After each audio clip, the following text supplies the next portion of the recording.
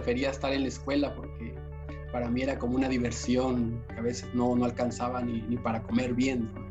No importaba cuántas horas trabajabas o cuánto te esforzabas, o no rinde mucho trabajar en el campo, es un poco ingrato en ese sentido. En la telesecundaria, allí en la colonia donde vivo, le llaman la teletiempo, que a mí me gustaba mucho leer, ¿no? Yo tomé un curso de conservación y transformación de alimentos en la prepa y aprendí a hacer algunos dulces, y después me di cuenta que podía vender, por ejemplo, cacahuates garapiñados a mis compañeros, y de esa manera yo sacaba para poderme comprar mis zapatos o alguna mochila o algo extra. Yo me voy a la Universidad Autónoma Chapingo, que me permitió dedicarme exclusivamente de tiempo completo a estudiar, porque no había tenido tal oportunidad.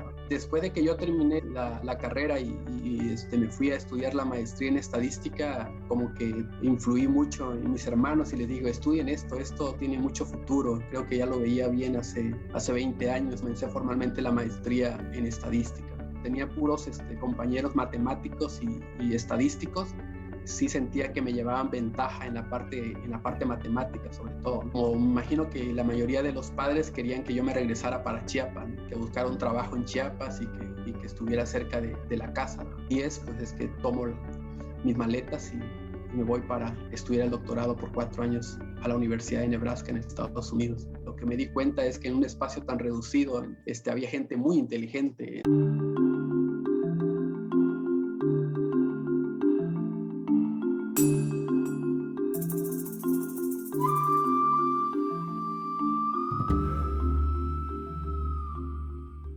Soy originario del sureste de México.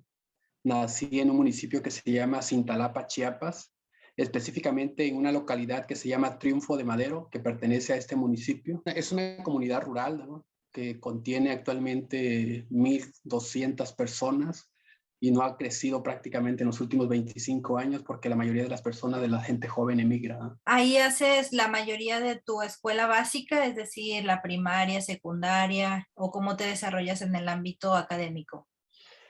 Allí nada más curso la primaria y la secundaria porque no había educación preparatoria, ¿no? Entonces ahí estoy estudiando hasta los 15 años cuando termino la secundaria. Uh-huh. Y no era una secundaria como tal, es una telesecundaria, una escuela telesecundaria de esas que existen en las comunidades rurales, ¿no? Uh-huh. Sin embargo, tenías estas posibilidades, es decir, ahí en tu lugar natal tenías la posibilidad, así como los demás jóvenes de la localidad, de estudiar por lo menos primaria y secundaria.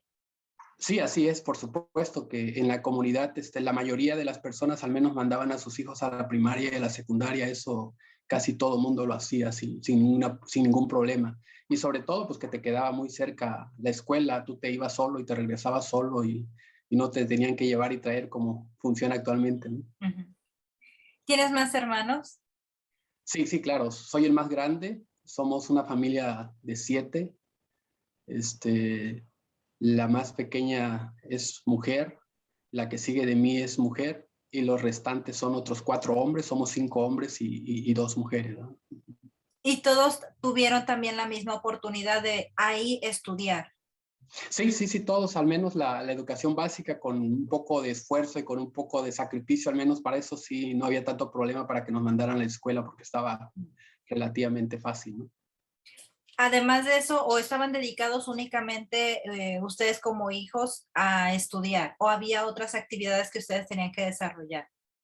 Durante la semana, normalmente íbamos a la escuela en las mañanas y en algunas épocas también ayudábamos a mi papá en las tardes, en las actividades que él hacía del campo, ¿no? Le ayudábamos a, no sé, a limpiar sus plantaciones de maíz o de cacahuate en las tardes, ¿no?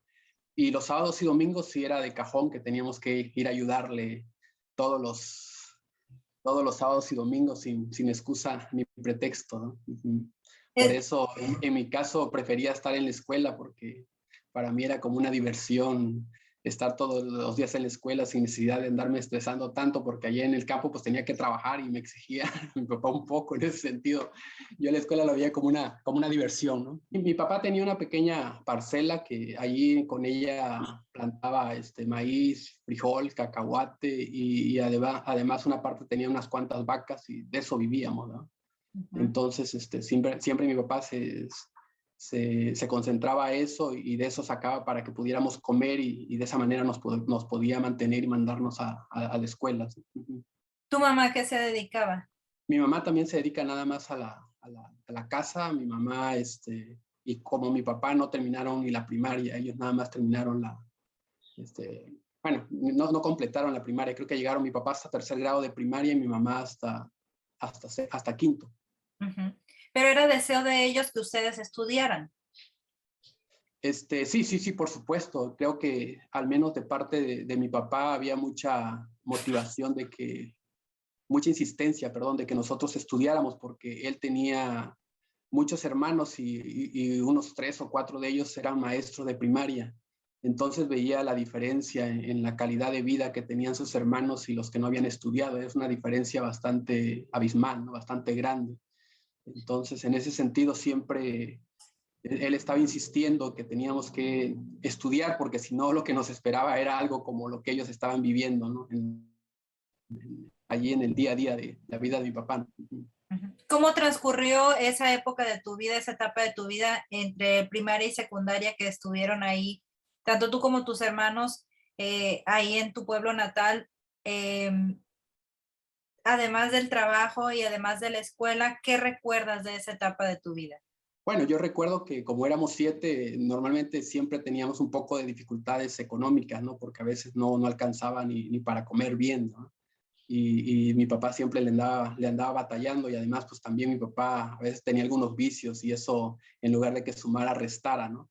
Pero dentro de lo que cabe pues siempre era un poco bastante responsable y siempre, al menos para comer, nunca nos faltaba.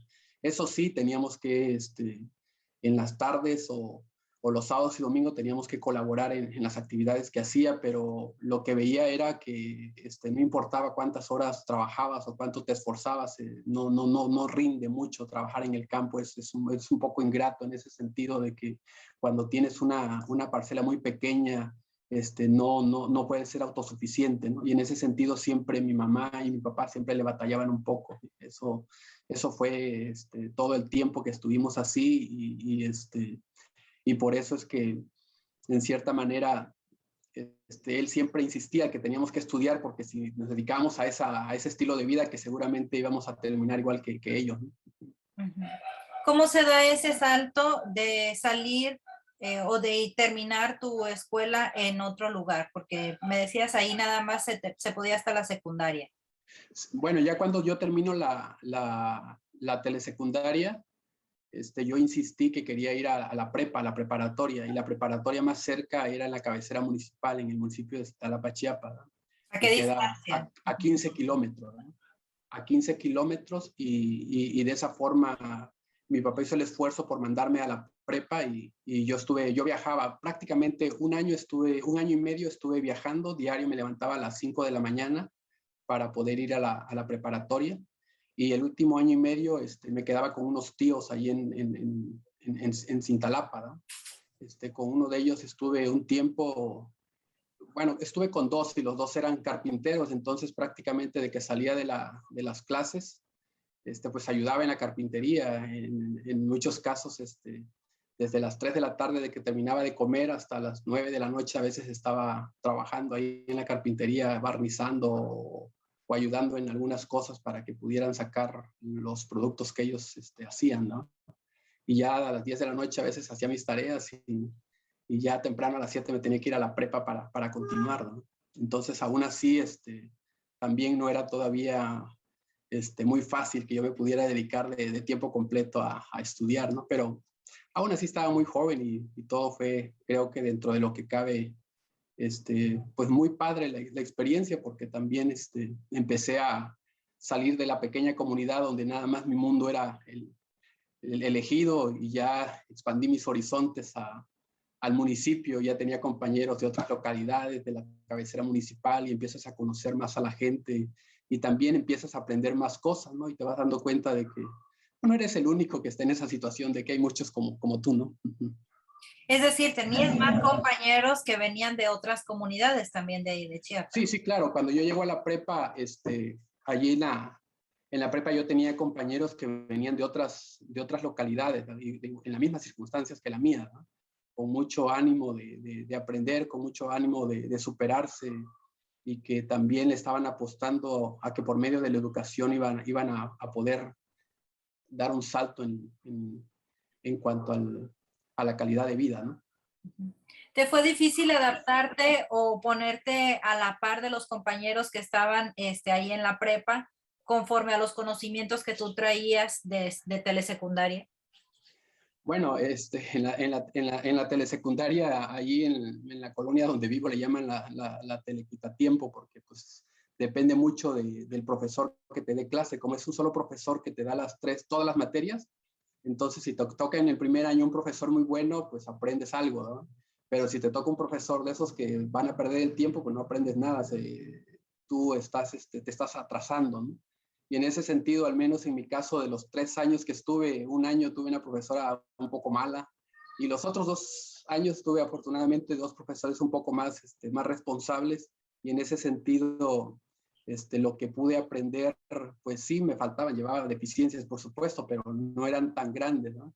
Y la otra cosa que siempre, que me acuerdo que estaba en la secundaria, es que a mí me gustaba mucho leer, ¿no? Entonces me daban unos libros así de gruesos de telesecundaria. Entonces los estudiaba en la escuela, pero también además, como hay ocasiones que en las tardes no tenía nada que hacer, pues me ponía a leerlos. Entonces muchas cosas de esa manera se me fueron quedando, se me fueron pegando, y ese tipo de cosas me fueron influyendo, para que en el sentido del rezago no fuera tan grande, ¿no? Con Sí. respecto a mis compañeros de la prepa, me di cuenta que pues, veníamos más o menos en las mismas circunstancias. Los que mejor estaban eran los de las secundarias de ahí de la cabecera municipal, que estaban un poco más avanzados, pero después me di cuenta de que era cuestión de esforzarse un poco más para poderte anivelar con ellos, ¿no? Y en vuelta de un año ya no notaba la diferencia, ¿sí? Al final de cuentas, creo que cuando tú eres un poco autodidacta, todas esas deficiencias las vas subsanando, y por supuesto que tienes que estar consciente de que las tienes para que tú te esfuerces y las puedas subsanar, porque si no se van acumulando y se vuelven prácticamente irreparables, ¿no? Cuando estás tú, bueno, no sé cómo era la dinámica ahí en la preparatoria donde estabas, pero a lo mejor cosas tan básicas como sacar copias, como tener dinero para quedarte ahí a comer, no sé, como la dinámica que normalmente sucede en una preparatoria. ¿Cómo fue eso? ¿Tus papás estuvieron todo el tiempo apoyándote? ¿Tuviste que buscar algún trabajo? ¿Cómo era esa dinámica? Bueno, de entrada cuando viajaba, mi mamá me echaba mis desayunos para que yo pudiera desayunar en la prepa, ¿no? Y de esa manera yo tenía para desayunar, pero después yo tomé un curso de conservación y transformación de alimentos en la prepa, y aprendí a hacer algunos dulces, algunas cosas, y después me di cuenta que podía vender, por ejemplo, cacahuates garapiñados a mis compañeros, y de esa manera yo sacaba para poderme comprar mis zapatos o alguna mochila o algo extra que necesitaba, y de esa manera lo hacía, ¿no? ¿El resto de tus hermanos también tuvo la misma oportunidad de salir a estudiar a la prepa? Bueno, de mis hermanos, yo después cuando termino la prepa, yo me voy a la Universidad Autónoma Chapingo, y me doy cuenta que allí tenía la oportunidad de dedicarme a estudiar de tiempo completo los 7 días de la semana, las 24 horas del día, y que me daban de comer, tenía buenos maestros, y algunos no tan buenos, pero muy exigentes. Entonces yo lo que hice fue empezármelos a llevar, ¿no? Ya para que no hicieran la prepa ahí en Chiapas, en Ah, Cintalapa. o sea, directo para Chapingo. Exacto. Entonces, de mis hermanos, que somos 5 hombres, a todos me los fui llevando uno por uno conforme fue el tiempo apropiado cuando ellos iban terminando la secundaria, ¿no? Excelente. ¿Y cuántos tuvieron esa oportunidad? ¿O hubo algunos que no quisieron seguirlo? No, afortunadamente también mis hermanos eran un poco dedicados a la escuela, y como también tenían el mismo ritmo ahí con mi papá de trabajar, pues preferían estar en la escuela que en el campo, ¿no? Y afortunadamente nada más uno de mis hermanos no pasó el examen en el año que terminó la secundaria, e hizo un año de prepa allí en el municipio, ¿no?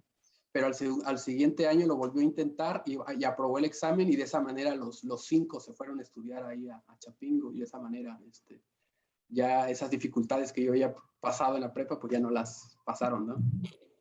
Las mujeres también tuvieron esa oportunidad. Mi hermana, la que sigue de mí, ella tuvo la oportunidad, pero ella no aprobó el examen, y ya después aprobó el examen para ser maestra de primaria, ¿no? Y por lo tanto allí con una prima lo apoyó en el sentido de que le daba dónde quedarse a dormir, y ella la ayudaba en su casa, y de esa manera mi hermana se volvió maestra de primaria. Ok. Cuando están en Chapingo, entiendo que normalmente Chapingo ofrece becas. ¿Ustedes estuvieron becados el tiempo que estuvieron ahí? Así es, Elia, en mi caso 5 años, yo estuve como becado interno, y me proveían de los alimentos, me proveían de techo para dormir, y toda la educación gratis, y además me daban mis pasajes para cuando terminaba el semestre me fuera para mi casa, y además también incluía varios viajes de estudio a diferentes lugares de la República, con lo cual después de mi ambiente local ahí muy del municipio, yo empecé a conocer más gente de otros estados, ¿no? De Chihuahua, de Yucatán, de Sonora, del Estado de México, y ese tipo de cosas empezaron a sumar para que ahora pues sea lo que soy, ¿no? Y lo que pienso, porque al final de cuentas todos somos la suma de nuestras influencias, ¿no? ¿Qué significó eso para tus papás? Digo, porque de alguna manera eran muchos, eran numerosos de familia, y el que no significara esa carga económica, pues pudo haber sido muy beneficioso, ¿no? También incluso para la economía de la familia. No, sí, claro, para mis papás fue un gran alivio desde el punto de vista económico, y además también una gran satisfacción, porque la educación que recibíamos ahí pues era Muy bueno. bastante, muy superior a la del municipio y a la del estado, ¿no? Y además pues era gratis. Entonces en ese sentido de ellos pudieron respirar, al menos desde el punto de vista económico, mucho mejor, y poco a poco el tiempo fue pasando y empezamos a terminar, y cada quien a buscarse un empleo, y de esa manera pues empezó a cambiar nuestra vida para bien, ¿no? ¿Cómo fue ese salto para ti de venir de un lugar como Chiapas a la Ciudad de México? Es la gran ciudad, Bueno, son grandes cambios. ¿Cómo te fue? Bueno, al inicio siempre cuesta adaptarte un poco, ¿no? Por todas las cosas. Por ejemplo, yo de por sí he sido muy, muy friolento, y en ese sentido el clima del Estado de México no me asentaba muy bien, ¿no?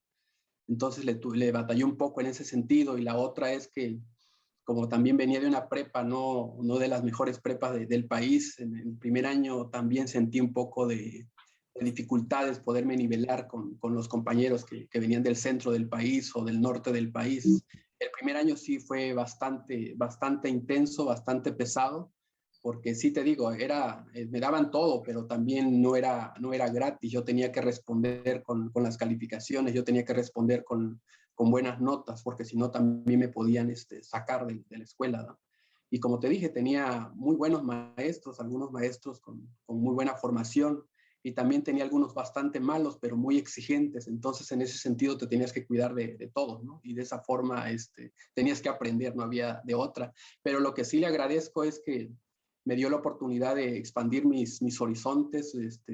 Después de tener una visión un poco local, pues mi visión se fue expandiendo, porque tenía influencia de personas tanto del centro como del norte, como del sur, de todos los rincones de México. Y además también me permitió dedicarme exclusivamente de tiempo completo, como te dije anteriormente, a estudiar, porque no había tenido tal oportunidad, ¿no? No tuviste necesidad de trabajar ni de hacer una actividad extra. No, yo nada más me dedicaba a estudiar. Obviamente me ponían un horario que a veces tenía una clase a las 7 de la mañana, y la última clase la tenía a las 8 y terminaba a las 10 de la noche. La clase era de tiempo completo. Y ya en los horarios intermedios salía a desayunar, a comer o a cenar. No, nunca me dediqué a trabajar como tal, porque no era mucho lo que me daban de apoyo, pero sí tenía segura la alimentación, el hospedaje, un pequeño apoyo cada mes, tenía cupones de fotocopias, tenía una biblioteca muy grande para investigar. tenía servicio de peluquería, también tenía el servicio de cuando salíamos de viaje de estudio a diferentes rincones del país, me daban los viáticos, y cuando me iba de vacaciones a mi casa cada semestre me daban mis viáticos para irme. Entonces, no tenía pretexto, ¿no? En ese sentido, yo estaba muy contento, aunque era difícil el ritmo, porque no te voy a decir que era sencillo, pero pues para mí era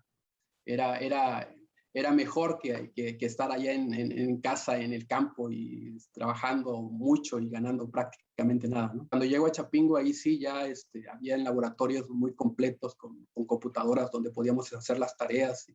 De esa forma, yo ahí empecé a tener mi contacto realmente muy estrecho y de todo el tiempo con las computadoras, ¿no? Y básicamente en algunas cosas me las enseñaban, otras cosas las aprendía por mí en forma solo, y de esa forma fue que la relación con la computadora hasta hoy en día sigue siendo muy, muy estrecha, ¿no? ¿Qué eliges ahí en Chapingo para estudiar? ¿Por qué área te abocas? Ok, mira, cuando te dije que cuando estaba en la prepa, como me dedicaba a hacer cosas de tecnologías de alimentos, yo estudié la carrera en Chapingo de ingeniero agroindustrial, que es una carrera de conservación y transformación de alimentos. Y pensaba en ese momento que al menos de hambre no me moría, porque tenía que saber preparar mis alimentos o vender comida o cosas de ese tipo, ¿no? Así fue que estudié la carrera en eso durante 4 años, ¿no? Después de que hice un año de propedéutico, fueron 5 años que estuve allí. Pero ya cuando iba a la mitad de la carrera, me di cuenta que como que no me gustaba, ¿no? Como que no era lo que yo quería, ¿no? Y sobre todo porque tuve algunas materias relacionadas a matemáticas, específicamente de estadística. Tuve un profesor que se llama Gilberto Rendón, que él había estudiado su doctorado en la Universidad de California y era profesor del posgrado en estadística. Yo me acerqué a él y le digo, oye, quiero estudiar eso que usted te enseña, porque lo que estoy estudiando como que no me satisface, no me llena, no me gusta.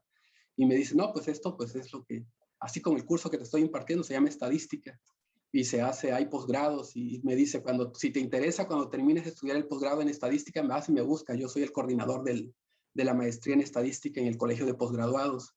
Y se me quedó bien grabado, y entonces yo terminé la carrera, pero ya en cuanto terminé la carrera, lo primero que hice fue ir a buscarlo y decirle, ya terminé la carrera, ahora sí quiero estudiar estadística. Es importante resaltar que en esa época se acababa de abrir una carrera de estadística ahí en Chapingo, que para mí es una carrera muy interesante y con muchas oportunidades de empleo.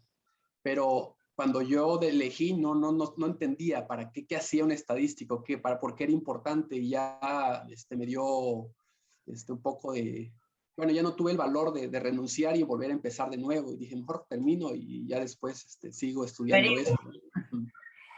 ¿Y por qué, o sea, qué te llamó la atención de la estadística en ese curso que tomaste? En específico, ¿hubo el conocimiento, la forma? ¿Qué fue lo que te llamó la atención? Bueno, eran varias cosas, porque, por ejemplo, para dedicarte a la tecnología de alimentos necesitas laboratorios muy sofisticados, ¿no? Y no es fácil poder comprar esos equipos si tú te quieres dedicar a la investigación o en forma personal a producir alimentos, ¿no? Y la otra es que también me di cuenta que no me gustaba estar en los laboratorios, detestaba estar en los laboratorios. Y ya con la estadística me di cuenta de que se me facilitaba la parte cuantitativa. Eso fue lo primero que me llamó la atención, que se me facilitaba mucho la parte cuantitativa. Y segundo, que tampoco ocupaba gran inversión en equipo para poder hacer investigación o para poder hacer mi trabajo. Lo único que ocupaba prácticamente era una computadora, ¿no? Y en ese sentido fue que me llamó mucho la atención, y dije, me voy a dedicar a esto, y cuando termine voy a estudiar eso, y así fue, ¿no? Pero no eres el único estadista de la familia. No, después de que yo terminé la carrera y me fui a estudiar la maestría en estadística, como que influí mucho en mis hermanos y les digo, estudien esto tiene mucho futuro. Creo que ya lo veía bien hace 20 años, tiene mucho futuro, y además como se les facilita la parte cuantitativa, les va a ir bien, ¿no? Y de esa manera es que otros 3 de mis hermanos estudiaron estudiaron la licenciatura en estadística. Ellos ya estudiaron la licenciatura en estadística. Solo uno de mis hermanos, de los 5 que estudiamos ahí, él estudió una carrera que se llama ingeniero en irrigación, ¿no? Okay.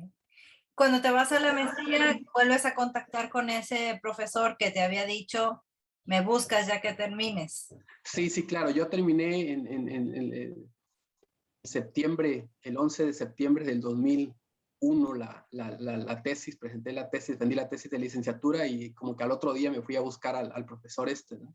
Y ya le pregunté que yo me tenía que ir 3 meses a Chiapas a trabajar para poderme juntar unos centavos y pesos, pero que en enero pensaba regresar a la maestría y le dije qué tenía que hacer, los exámenes que tenía que hacer para poder ingresar.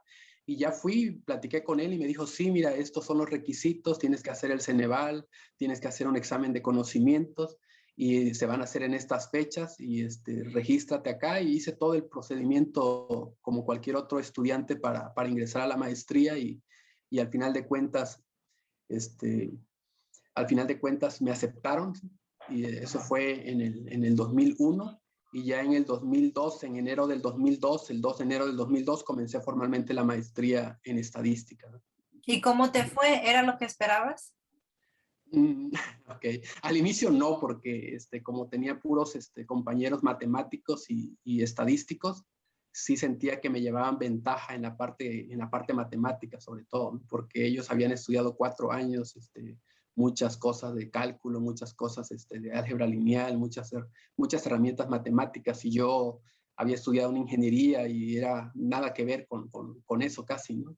En ese sentido, el primer año sí se me dificultó un poco, ¿de acuerdo? Incluso habíamos como 2 grupos de estudiantes, éramos como 11 estudiantes, habíamos 2 grupos, los que eran matemáticos y estadísticos llevaban tales materias, y los que éramos ingenieros y de otra área, que éramos como 4, llevábamos una materia extra relacionado a análisis matemático, relacionado a álgebra lineal, para poder compensar nuestras deficiencias que traíamos, ¿no? Y por lo tanto el primer año sí fue bastante intenso, pero aún así lo disfrutaba porque pues me gustaba, ¿no? Y de esa forma, cuando algo te gusta, estás dispuesto a dar tu vida, estás dispuesto a pagar el precio que se necesite para poderlo terminar, y por lo tanto en ese sentido no tuve ningún problema grave para poderlo hacer, ¿verdad? Pero no te voy a decir que fue sencillo, porque tampoco lo fue. Sí, sí estuve por ratos ahí un poco estresado y, con los exámenes, ¿no? ¿Estuviste también con beca? Sí, allí ya mi vida empezó a cambiar un poco más, porque yo ya tenía la beca de CONACYT, ¿no? En esa época la beca de CONACYT eran como 6,500 pesos, pero después de no tener nada, a ya tener la beca de CONACYT, pues a mí me rendía, ¿no? Lo administraba bien, y con eso me sostenía en la maestría durante 2 años, ¿no? Y, y ahí empezó a cambiar ya al menos mi situación económica, ¿no? Porque ya mi situación de aprender, ya tenía rato que ya me dedicaba de tiempo completo solamente a estudiar, ¿no? En el momento antes de iniciar la maestría, que regresas a Chiapas y les dices a tus papás, voy a seguir estudiando, ¿cuál fue la reacción de ellos? Bueno, ellos, como me imagino que la mayoría de los padres, querían que yo me regresara para Chiapas, ¿no? Que buscara un trabajo en Chiapas y que estuviera cerca de la casa, ¿no? Pero aún así, cuando yo les dije que iba a regresar y que iba a seguir estudiando, me dijeron, si tú consideras que eso es lo que más te va a ayudar, pues adelante. No me pusieron ningún pero. Excelente. Y también con tus hermanos, o sea, ellos siguieron Mis, estudiando. mis hermanos todavía estaban estudiando la licenciatura, ¿verdad? Y obviamente cuando yo termino la maestría, ellos empiezan a terminar, pues les dije que era más probable conseguirse un mejor empleo si de una vez estudiaban la maestría, ¿no? Y varios de ellos siguieron ese camino directo. Algunos se fueron hasta el doctorado, corridito, ¿no? Excelente.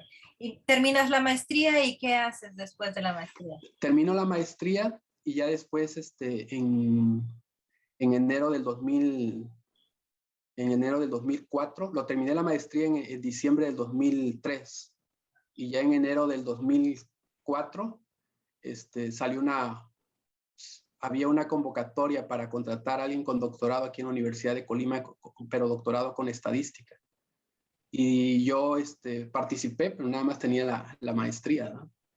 Y después vine, estuve 3 días acá, me entrevistaron, di una plática y me regresé otra vez a México.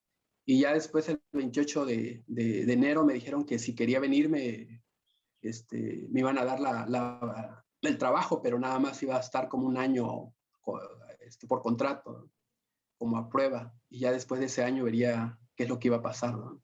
Y así fue que llegué aquí a la Universidad de Colima. Okay. ¿Y a la vuelta de ese año qué pasó? A la vuelta de ese año, pues me ofrecieron el tiempo completo y ya de esa manera me quedé aquí en la Facultad de Telemática de la Universidad de Colima, donde actualmente estoy laborando, ¿no? Uh-huh.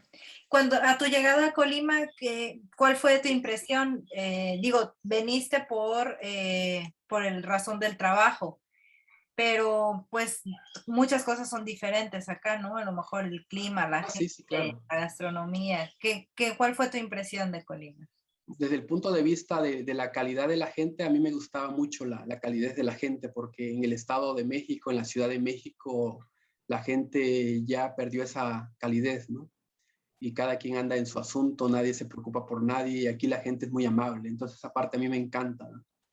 Y me gustó mucho. Y la otra parte que también me gustó mucho es el clima, porque yo te decía que le batallé cuando llegué al Estado de México por el clima, que era un poco más templado y venía de Chiapas, de un lugar muy caluroso, ¿no? Y en ese sentido el clima para mí me gustó mucho en Colima y actualmente pues lo disfruto mucho también.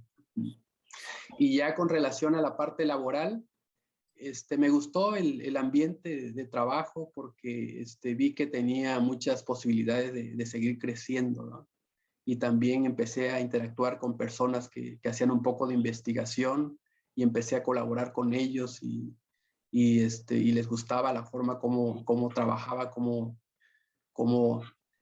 hacía investigación y me empezaron a apoyar algunos de ellos para que yo pudiera seguir avanzando.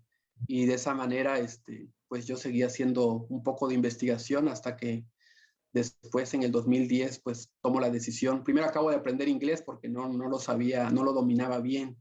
Estuve prácticamente 2 años mientras era profesor en las tardes, ya que salía de las clases, ya que terminaba mi jornada laboral en la universidad, pues me iba a tomar clases de inglés para poder aprender inglés y poderme preparar para poder mirar el doctorado de Estados Unidos, ¿no?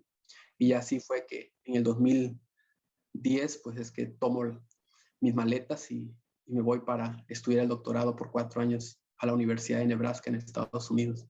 ¿Cómo surge esa oportunidad? ¿Dónde la encuentras? ¿Quién te busca? ¿Cómo se contactan?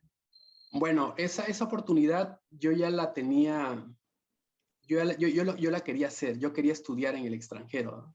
Pero obviamente tenía el inconveniente de que no sabía hablar bien inglés y por lo tanto no me iban a aceptar, ¿no? Entonces yo tenía claro que para poder hacerlo necesitaba aplicarme en esa parte, porque sin inglés no iba a haber doctorado, ¿no? Y además también porque durante la carrera y durante la maestría yo tuve muchos profesores que habían estudiado en Estados Unidos y a mí muchos de ellos para mí eran como pues mi role model, mis ejemplos a seguir, me inspiraban y decía pues yo quiero ser como ellos, ¿no? Y lo que veía es que al menos en la parte técnica del área que impartían eran muy competentes, ¿no? Y por eso es que tenía esa intención.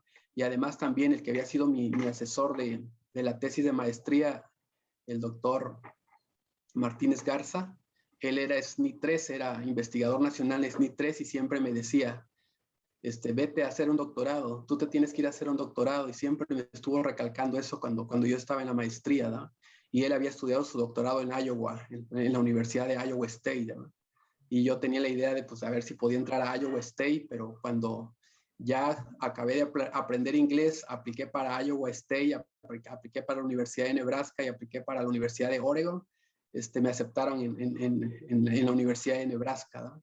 Y también ahí en la Universidad de Nebraska tuve mucha influencia porque uno de mis actuales colaboradores había estudiado allí, ¿no? Y él, antes de que yo aplicara, ya me había presentado a un profesor de ahí de la Universidad de Nebraska, que al final de cuentas terminó siendo mi asesor, y yo ya tenía un contacto con él, ¿no? Y por eso es que cuando logro tener los requisitos que me pedían, pues me voy para allá. ¿Y en qué es tu doctorado?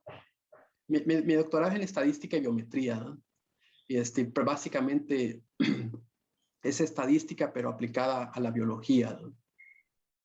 Okay. Cuando llegas allá a Nebraska, ¿también te encuentras con personas en tus mismas condiciones en el doctorado o son personas solamente de allá, de Estados Unidos? No, ahí te encuentras una mezcla muy interesante de personajes de diferentes rincones del mundo, ¿no?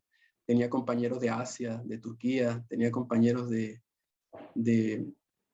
África, ¿no? Tenía compañeros de Europa, tenía compañeros de América Latina, de Colombia, de México. Y es una mezcla muy interesante porque no solamente te vuelves mejor en la parte técnica, sino también en la parte cultural, tu horizonte se va creciendo y entiendes un poco mejor el mundo, ¿no? Esa parte a mí me encantó porque tenía la oportunidad de platicar con ellos, de convivir con ellos, de, de estrechar lazos con ellos, de muchas cosas que a mí me interesaban y ese tipo de relaciones, de contactos, pues siempre te suman más para que tu vida, tu visión, lo que tú eres sea un poco más tolerante, un poco más con mayor amplitud de miras, ¿no?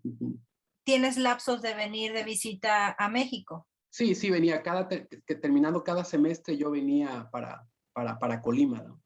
Y aunque venía y también venía, por ejemplo, en julio un mes y en diciembre 3 semanas, pero realmente también traía mucho trabajo, muchas cosas, no creas que me daba mucho tiempo para andar para arriba y para abajo, entonces lo que hacía era avanzar en mi investigación o prepararme para los cursos que iba a tomar el siguiente semestre, porque también ahí lo que me di cuenta es que en un espacio tan reducido, había gente muy inteligente, nunca había visto que en un espacio tan pequeño hubiese gente tan inteligente y pues yo tampoco no me podía quedar atrás porque yo tenía un compromiso de que tenía que terminar, ¿no? Y si no me podía meter en problemas aquí en México, ¿no? ¿Tuviste oportunidad de platicar con tus papás sobre estos logros que tenías? Ya estabas trabajando en la universidad, estabas estudiando en el extranjero. ¿Qué te decían ellos al respecto? Bueno, mis papás siempre, te dije que siempre me apoyaron en todas las decisiones que tomaba, ¿no? Y creo que siempre han estado muy orgullosos de las cosas que he ido consiguiendo, porque a pesar de dónde empecé, para dónde he llegado, pues no es mucho, pero tampoco es tan sencillo, ¿no? Y en ese sentido creo que siempre han estado bastante orgullosos de nosotros, no solamente de mí, ¿no? A tu regreso, bueno, en tu estancia en Estados Unidos terminas y concluyes ahí el doctorado.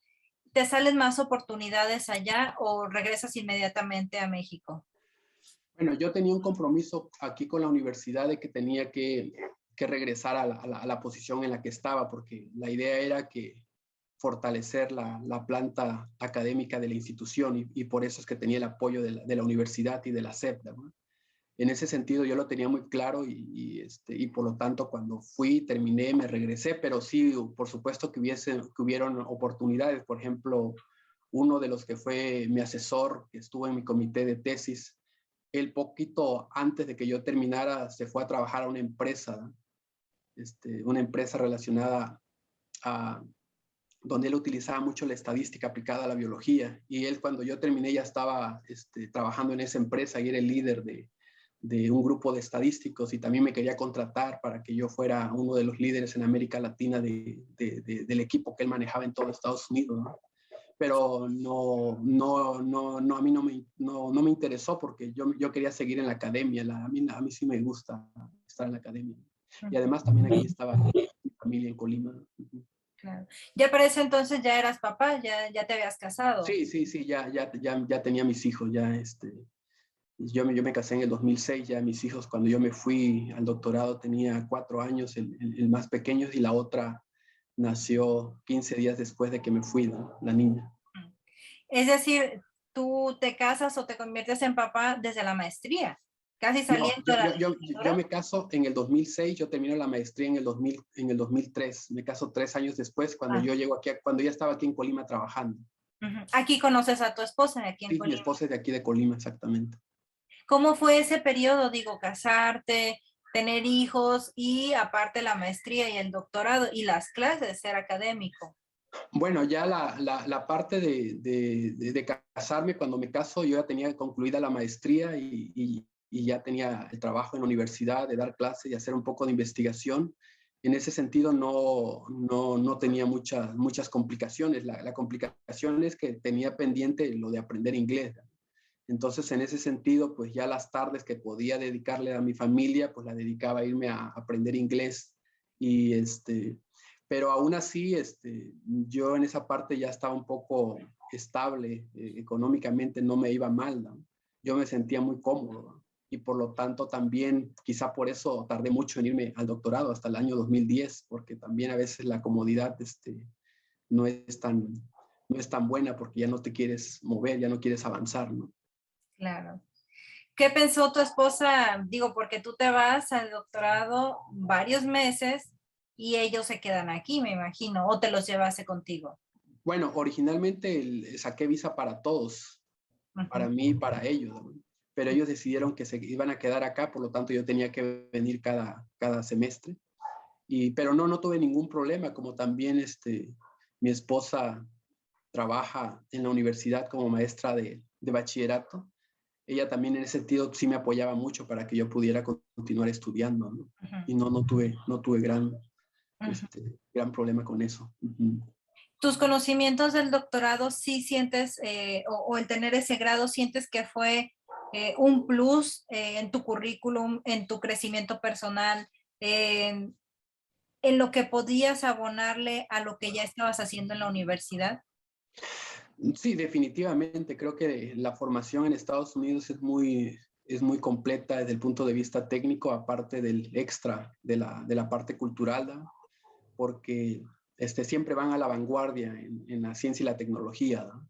Y por eso todo lo que aprendí allá actualmente lo utilizo en lo que hago de investigación, ¿no? Por ejemplo, como tú sabes, estoy en el Sistema Nacional de Investigadores desde hace ya varios años y estoy publicando varios artículos por año y mucho de lo que puedo escribir, de lo que puedo publicar es porque hay cosas que las entendí muy bien y me ha dado la pauta para poder seguir haciendo nuevas innovaciones, nuevas publicaciones y que sin eso no lo podría hacer, ¿no? Porque sí fue muy completo porque aprendí muchas cosas en tan poquito tiempo, aunque sí fue a marchas forzadas, pero creo que fue una inversión muy fructífera desde todos los puntos de vista, ¿no? Y por eso es que gracias a eso también es que ahora los artículos que escribo lo leen en varias partes y por eso es que me han invitado a dar los cursos de lo que hago a Nigeria, a Brasil, a Perú, a, a España, ¿no? A Estados Unidos, a Francia, ¿no? y a muchas otras partes, ¿no? Entonces, básicamente, esa última etapa de mi formación creo que fue clave para poder seguir avanzando en lo que estoy haciendo actualmente, ¿no? Ujú.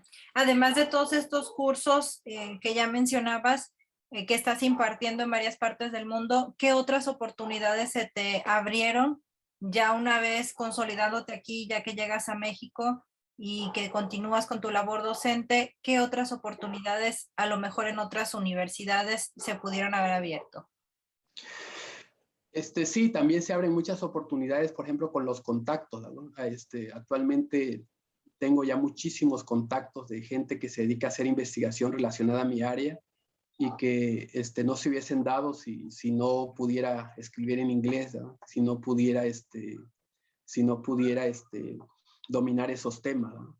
Y en ese sentido, incluso para consultorías con empresas, hay oportunidades en ese sentido porque saben que dominas dentro de tu área, eres experto en un tema y te buscan para que los ayudes, para que les resuelvas un problema, ¿no? Entonces, todas esas cosas es la suma de todo lo que se ha acumulado y se refleja al final de cuentas. Pero obviamente que como tú te das cuenta, pues el camino siempre es largo, ¿no? No es así de la noche a la mañana que tú puedas empezar a cosechar, llamémosle así, ¿no? ¿Qué viene para ti actualmente? ¿Quieres seguir estudiando? ¿Ya por el momento vas a dejar algún otro posgrado o alguna otra preparación académica?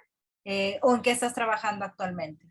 No, la idea es que yo pueda seguir escribiendo en lo que estoy haciendo para poder consolidarme más como investigador, ¿verdad? Por ejemplo, ahorita tengo en puerta que para diciembre va a salir publicado un libro que creo que puede ser muy interesante para esta comunidad que hace selección genómica, y el libro está titulado Multivariate Statistical Machine Learning for Genomic Prediction, ¿no? En ese libro plasmo todas las herramientas de estadística y de machine learning que existe para predicción genómica, los compactamos, los ponemos todos juntos en un mismo documento, en el cual espero que sea como un libro de texto para todas las personas que están estudiando este tipo de tecnologías, y creo que ese libro me va a abrir más puertas porque lo va a leer mucha gente, ¿no? Por ejemplo, ahorita el que lo revisó el libro antes de mandarlo a la editorial es el profesor Fred Van Ewen de la Universidad de Wageningen en Holanda, ¿no? Y también me hizo el prólogo del libro, ¿no? Y creo que los comentarios que hace fueron muy positivos y creo que va a ser de gran ayuda para la comunidad que se dedica a esta área. Es importante dejar en claro que aun cuando uno tenga un doctorado, debe seguir preparándose, ya que, como dice un dicho popular, camarón que se duerme se lo lleva la corriente.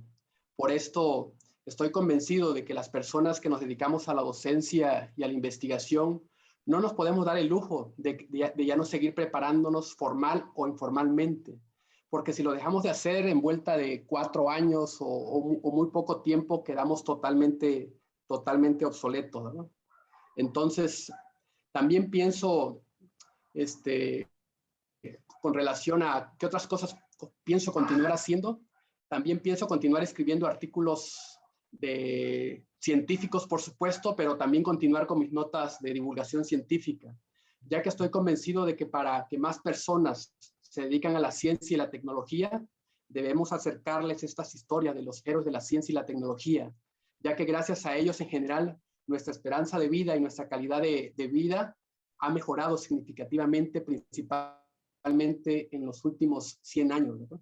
Por ello es que gracias, por ejemplo, a Alexander Fleming, que descubrió la penicilina, se han evitado la muerte de cientos de miles de personas por simples infecciones, ¿no?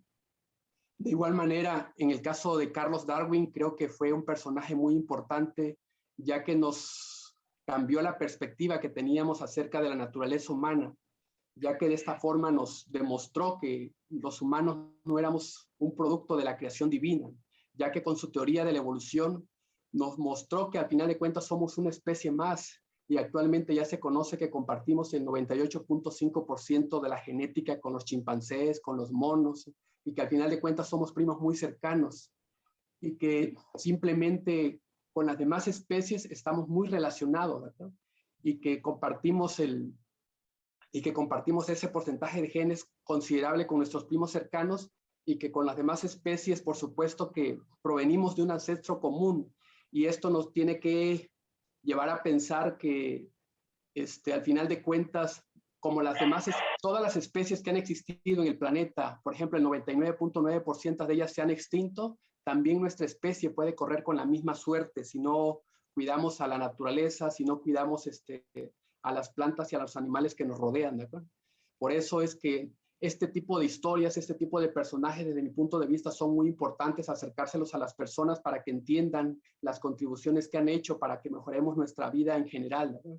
También otro personaje que también me llama mucho la atención es el de Louis Pasteur, ¿no? Que inventó muchas vacunas, y en estos tiempos de COVID es de suma importancia su contribución, ya que las vacunas que él inventó han salvado la vida de millones de seres humanos, ¿verdad? La idea básicamente de las notas de investigación es que podamos hacer énfasis de que estas personas en cierta manera eran personas normales y que muchos de ellos también enfrentaron grandes dificultades para ganarse el pan de cada día, ¿no? Y aún en esas circunstancias adversas, ellos fueron capaces de crear, fueron capaces de hacer descubrimientos, fueron capaces de hacer contribuciones para mejorar la humanidad, y que aún así en ese tipo de circunstancias se puede, y que también esto debe de inspirar a las nuevas generaciones, ¿no? Por lo tanto, este tipo de cosas creo que más que nunca nos deben de motivar a dedicarnos a la ciencia y tecnología, ya que hoy más que nunca estamos en una situación de pandemia que necesita más personas brillantes, más personas dedicadas a este tipo de actividades para poder enfrentar los grandes desafíos que tenemos como humanidad, ¿no? Problemas relacionados a la desigualdad, problemas relacionados al cambio climático y sobre todo a las enfermedades que azotan a nuestra especie, ¿no? No puedo decir que me sienta satisfecho porque no me siento un producto terminado, ¿no? Ya que cuando las personas, creo, se sienten así es porque ya están listas para morirse, para decir adiós a este mundo, ya que no tienen ningún anhelo de superación. Sin embargo, también es importante resaltar que en cierta manera me siento un poco a gusto, contento por el coraje o la fuerza de voluntad que he tenido para atreverme a recorrer esos caminos, ¿no? Y sobre todo a dedicarles las horas que necesitaban para poderse realizar, ¿no? Esto es importante porque uno cuando comienza cosas, cuando emprende cosas, pues no tiene nada seguro, no hay ninguna garantía de que uno va a tener éxito, ¿no? La única certeza que tiene es que al emprender cosas hay posibilidades de ganar, mientras que si no emprendes nada, pues no hay posibilidades de ganar absolutamente nada, ¿no? Sin embargo, y en específico creo que tengo todavía mucho margen para ser mejor como persona y como profesionista. Como persona, por ejemplo, tengo algunos proyectos pendientes que no me he atrevido a realizar y me gustaría comenzar, ¿no? Mientras que como investigador, tengo claro que debo de seguir mejorando la calidad de mis publicaciones y concentrarme más en la calidad que en la cantidad, ya que de esta forma creo que me podrán citar mucho más. Por ejemplo, ahora cuento con 1,795 citas a mi trabajo de investigación, lo cual no es mucho, pero tampoco es despreciable, ya que incluso algunos investigadores del nivel 2 o 3 del Sistema Nacional de Investigadores del Consejo Nacional de Ciencia y Tecnología tampoco lo tienen. Por eso es fundamental que yo siga mejorando la calidad de mis contribuciones para de esa manera mejorar, ayudar a mejorar mi campo de estudio, así como la formación de mis estudiantes y a la sociedad en general, ¿no? Pues doctor, muchísimas gracias por la entrevista, gracias por el tiempo y por habernos compartido una parte pues muy importante de tu vida personal incluso, y finalmente algunas recomendaciones que puedas dar a jóvenes que están indecisos en este momento, que estamos pasando por un momento complicado con temas de la pandemia y la educación. En estos momentos, ¿qué podrías dar de consejo? Me gustaría llamarle sugerencias, y la primera sugerencia que me gustaría darle a muchos jóvenes es que inviertan lo más que puedan de su tiempo en educarse de la mejor manera.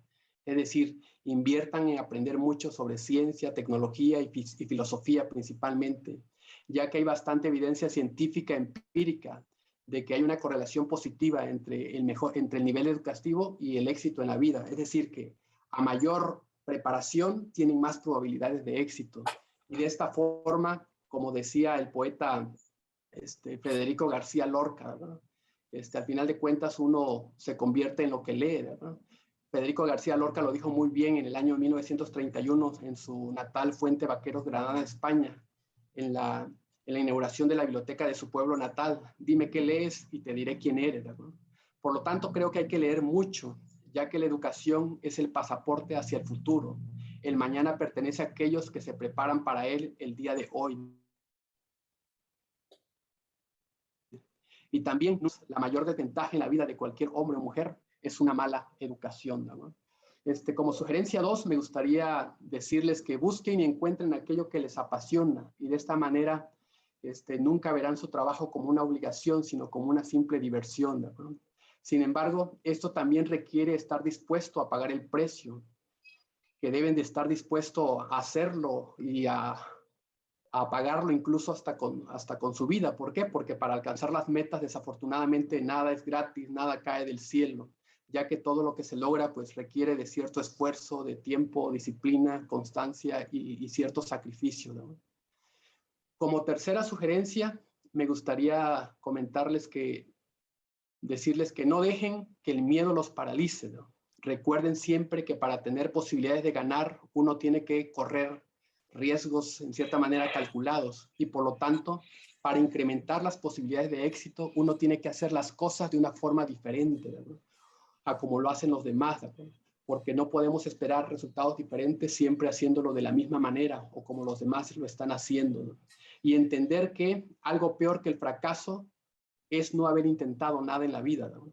Y que solo es posible progresar cuando se piensa en grande, que solo es posible lanzar cuando se mira lejos y por supuesto que esto tiene que ir acompañado de la acción, ¿no?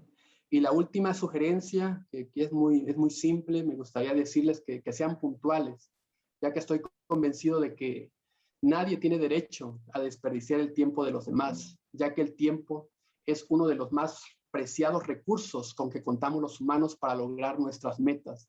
Por esto yo siempre he predicado de que uno tiene que ser puntual hasta el día que le toque su cita con la placa muerte, ¿no? Entonces esos serían los puntos que me gustaría comentar para ellos, ¿no?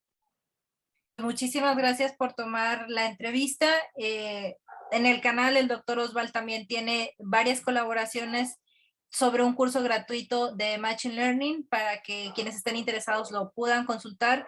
Y en nuestras redes sociales seguido también ahí colgamos las colaboraciones del doctor Oswald. Doctor, muchísimas gracias. Muchas gracias, Elian, por tu tiempo. Seguimos en contacto. Sí, claro que sí. Hasta luego. Hasta luego.